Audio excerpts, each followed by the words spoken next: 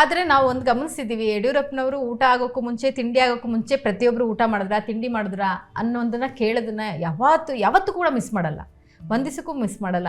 ಮನೆಗೆ ಬಂದವ್ರಿಗೆ ಯಾರಿಗೂ ಊಟ ಮಾಡ್ದೇ ಕಳಿಸಲ್ಲ. ಈ ಸಂಸ್ಕೃತಿ ಎಲ್ಲಿಂದ? ಅಲ್ಲ, ಮೊದಲಿಂದನೂ ಸಹ ನನ್ನ ಮನೆಯಲ್ಲಿ ಒಂದು ರೂಢಿ ಅಂತ ಹೇಳಿದ್ರೆ, ಯಾರೇ ನಮ್ಮ ಮನೆಗೆ ಬಂದರೂ ತಿಂಡಿ ಸಮಯದಲ್ಲಿ ತಿಂಡಿ ನಾವು ಕೊಡಲೇಬೇಕು, ಊಟದ ಸಮಯಕ್ಕೆ ಬಂದರೆ ಊಟ ನಾವು ಒಟ್ಟಾಗಿ ಮಾಡಲೇಬೇಕು. ಇದು ಮೊದಲಿಂದ ನಡ್ಕೊಂಡು ಬಂದ ಪದ್ಧತಿ. ಆಗಲೂ ನಡೆದಿದೆ, ಈಗಲೂ ನಡೆದಿದೆ, ಮುಂದೆನೂ ನಡೆಯುತ್ತೆ. ದೋಸೆ ಉಪ್ಪಿಟ್ಟು ಅಂತ ಅಂದರೆ ಯಡಿಯೂರಪ್ಪನವ್ರಿಗೆ ಸ್ವಲ್ಪ ಜಾಸ್ತಿ ಇಷ್ಟ, ಪ್ರೀತಿ ಅಂತ. ಸೊ ಯಾವ ಹೋಟ್ಲಲ್ಲಿನ ದೋಸೆ ತುಂಬ ಇಷ್ಟ ಆಗುತ್ತೆ ನಿಮಗೆ? ಶಿಕಾರಿಪುರದಲ್ಲಿ, ಶಿವಮೊಗ್ಗದಲ್ಲಿ ಯಾವ ಹೋಟೆಲ್ಗೆ ಹೋಗಿ ದೋಸೆ ತಿಂತಾ ಇದ್ದಾರೆ? ಅನೇಕ ಹೋಟ್ಲಿಗೆ ಹೋಗ್ತಾ ಇದ್ದಾರೆ. ಅಲ್ಲ, ಶಿವಮೊಗ್ಗ ಅದನ್ನ ಭಾಳ ಹೆಚ್ಚು ಮೀನಾಕ್ಷಿ ಭವನಿಗೆ ಹೋಗ್ತಾ ಇದ್ದೆ ನಾನು, ಈಗಲೂ ಅಷ್ಟೇ.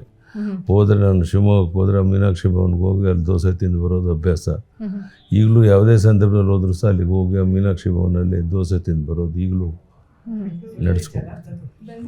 ಬೆಂಗಳೂರಿನಲ್ಲಿ ಜನಾರ್ದನ್ ಹೋಟೆಲ್, ಬೆಂಗಳೂರಲ್ಲಿ ಹೋದ್ರೆ ಜನಾರ್ದನ್ ಹೋಟೆಲ್ಗೆ ಹೋಗಿ ಊಟ ತಿಂದು. ನೀವು ಅವ್ರ ಫೇವ್ರೇಟ್ ಕೇಳಿದಂಗೆ ನಂಗೆ ಒಂದು ನೆನಪಿ ಬರೋದು, ನಾವು ಸಣ್ಣವರಿದ್ದಾಗ ಅಮ್ಮ ಇರ್ಲಿಲ್ಲ ಮನೇಲಿ. ಒಂದ್ಸರಿ ನಮ್ಗೆಲ್ಲ ತುಂಬಾ ಒಳ್ಳೆ ಉಪ್ಪಿಟ್ಟು ಮಾಡಿದ್ರು ಅಪ್ಪಾಜಿ.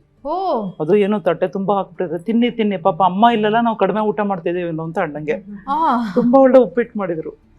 ಓಕೆ, ತುಂಬಾ ಸಣ್ಣವರಿದ್ವಿ ಅವಾಗ. ಬಾಲ್ಯದ ಬಗ್ಗೆ